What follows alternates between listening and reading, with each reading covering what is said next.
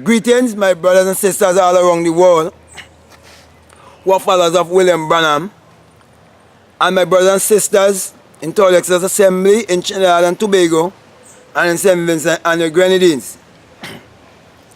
It's really a joy and a pleasure reaching out to you and to all the Christians around the world and black people in general.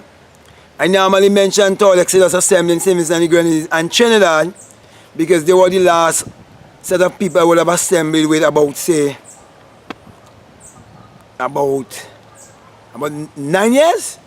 About 9 years ago, okay? About 9 years or so since I've left following the message of William Branham in the way that the brothers and so on been going about it, right? And I've come to a higher level of consciousness and come to my enlightenment and self-realization. Now, to cut a long story short, what I want to speak to all my black brothers and sisters around the world about is this, that every death is a suicide. Now, it is said in the scriptures that no man take my life, I lay it down. Now, when you understand that the Bible has no reference to anyone that ever existed 1,000 years ago or any event that ever taken place upon earth, and that the Bible addresses the human mind, and that the Bible must be interpreted psychologically and not as secular history, you will understand that the Bible is your own biography. But you must come to your highest level or your highest state of consciousness, which is your Christ self or your Christ energy. Then you will understand that when it comes to death, you have nothing to fear. Also, you will understand the reason why churches are filled today with so-called believers is because they fear death. Because most people get caught up in the getting, and so their whole ambition was to get education. Then after the getting of education, get a house. Then after the getting of a house, get a vehicle. Then after the getting was another getting and another getting. And then when age started to come on them and reality started to come in, they start to become even more afraid and scared, because actually from since we've been small, they've been raising us under the energy of fear instead of the energy of love. They've been having us to believe in education more than imagination. So basically we've been brainwashed from a child. And so because of that now, when reality starts to strike them, they become so fearful at death that they're trying to save themselves from some sort of hell that they have created in their own mind. Okay? And so on. And because of the fear of death and hell and the devil, and not understanding that the devil is their own stupid negative energy, and demons and so on, the negative energy and so on, and they never learn to control their thoughts and chase the laws of thoughts in their mind and see how thoughts just work in the mind and how thoughts just become things, because they never do that. And see how their imagination just create their reality, and how the consciousness in which they go to bed is the same consciousness they will awake in when they wake up in the morning. And why the Bible says that you must never go to bed or go asleep with your anger. Don't make the sun go down on your anger. They never understand that, because they never understand the mystery behind the S-U-N. They were all following the mystery behind the S-O-N, which is a lie. Okay, so they were believing a lie and following a lie. So they become so fearful of death and do not understand when even the very scriptures say that you conquer death, hell, and the grave. And you say, oh death, where is thy sting? Oh grave, where is thy victory? Okay? Because they changed the order from Calvary to Bethlehem and gave you from Bethlehem to Calvary, not realizing that this is the cross on which man would die. And the skull is Golgotha. And when you talk about Golgotha mountain, you're always talking about up here as a mountain, because this is the highest part of the body. And when you speak about earth and earth coming to an end, it is this earth that must come to an end, and not the whole cosmos, as because this earth that you see outside of you, that you think that existing outside of you, doesn't really or necessarily exist outside of you. It actually exists within you, but this is a projection. You understand? An outer projection. So the whole world is actually yourself pushed out. And when people are getting in negative ways, it's just your lower self and your higher self. So every one of us, we have a lower self and a higher self. So when you live in under the negative energy, you're living under the level of your lower self, which is more closer to the animal level, where you just live by the five senses alone. Okay, and never able to come into like this sixth sense and move to a higher level of consciousness. But when you come to your highest level of consciousness, you come to your Christ self. And that's what we're talking about. And that's where you will experience the resurrection, where you will exit your skull and you will be able to tell of the entire event, from the shaking, which is the great earthquake that you will feel, which is the reverberation, which is really the song there, the trumpet there, and all of that. The people who believe in Book of Revelation and all of these craziness where they believe in, okay? And they don't understand it is something taking place, it's a drama taking place within man, okay? And you will literally awake from the base of the spine, okay? And you will hear the unearthly wind and ascend as a fiery being. And you will come out of the skull and become invisible and become one with the invisible and understand magnetism and electricity, and you will understand that we are magnetic and electrical being. Not just saying so because you hear somebody say so.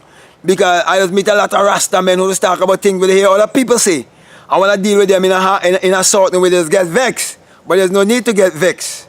You can't talk about spiritual things unless you experience it. It's the only thing that you can't know intellectually, because the greatest mystery can never be known intellectually. It must be experienced. So I've experienced death and what death is really all about. And also, I've had a dream also too, where I see the being that is in us, that is dreaming that he is us, which is the dreamer in man, which is God in man, right? And see, when he came out of someone who had died, and we went underwater, and water cannot, being underwater can restrict that being. Being in fire can restrict that being either. That being can't die. So fire, water, all these things can't do nothing to that being, right? I've seen all of that too. And he's seated in the lotus pasture. So when Christians want to tell you about yoga, and yoga is this and that, yoga just means union, and they don't understand. He's seated in the lotus pasture, meditating that he is you. He thinks he is you because God have gone to amnesia, which is the sleep of death. That's why he tell you about I put Adam in a great sleep. Never tell you when Adam awake. So it's really the story of your life. And the time will come when you are awake. And then in Psalm 78, I think, it talks about, and the Lord awake, as if he wake out of a great sleep. As if one who was given to wine, as one who was drunk and so on, right? And that's what we're talking about. That's basically what the mystery, and what the mystery is all about. And because I wanted to know the mysteries of life and the mysteries of the universe, I've come to the experience and coming to find myself being a mystic and a messenger to black people to help to wake them up, especially those in these areas in the Caribbean and so on and other parts of the world. Okay, so what I'm saying here to you is not theory. There are a lot of guys on the internet who have a lot of theory, and they're very brilliant speakers. I might not be as brilliant a speaker as them. I might not be able to put all the grammar in the right places, but I'm telling you, my experience is real. And I'm telling you, death is not real. It is an illusion. It is only God exists in the world. We are all gods.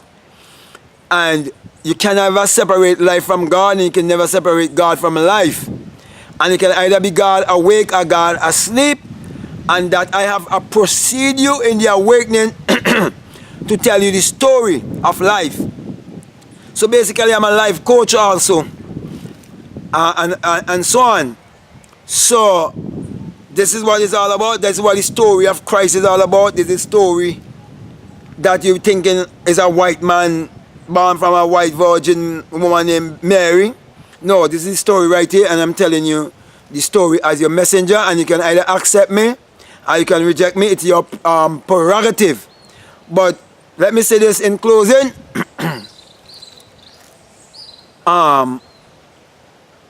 If what I'm saying is of any help to you, if it's been any encouragement to you, if it's been enriching you in any way, if it have you to kind of like do research, want to do research, or want to really look at the Bible even more closely now, I am saying these things and so on, and to look at death in another way. Now you understand that every death is really a suicide. No man take my life, I lay it down, I take it back up. It is really basically a metamorphosis, just like from the caterpillar to a beautiful butterfly and so on. And that's why many times I would go over and meet people who don't die already and so on, and speak with them, but they don't open their mouth like how we open our mouth here, because it's by thoughts. That's why it says that our thoughts are all Lord in heaven. You understand? People think heaven is somewhere up in the sky, but heaven is a body, it's a spiritual body. I've had those experiences, so I can speak. So my brother, my sister, you have nothing to fear about. You're not going to starve to death, so you don't have to bow to money. Okay, you don't have to kiss a politician behind, or a preacher behind, and you don't have to pay God any money, because God don't want your money. God wants you. Now, with all of that being said, I see my battery going on me. I'll end here, so feel free to like, dislike, or you can subscribe, or you can comment, or if there's anything you'd like me to speak on, I'll be willing to do that to you. I'm going to finish here because my battery is going on me. I want to say peace to all black people, love all black people, as I love everybody, as a matter of fact, but I've been sent to black people. That's why I am saying what I am saying. And never hold anything against any other race outside of yourself. Do not do that. That's negative energy. But learn about them, because they have learned as much as possible about you. All I'm just trying to do is to teach you to learn more about the other race that have you so enslaved in your spirituality. Thank you very much. I love you. Peace. I'm out.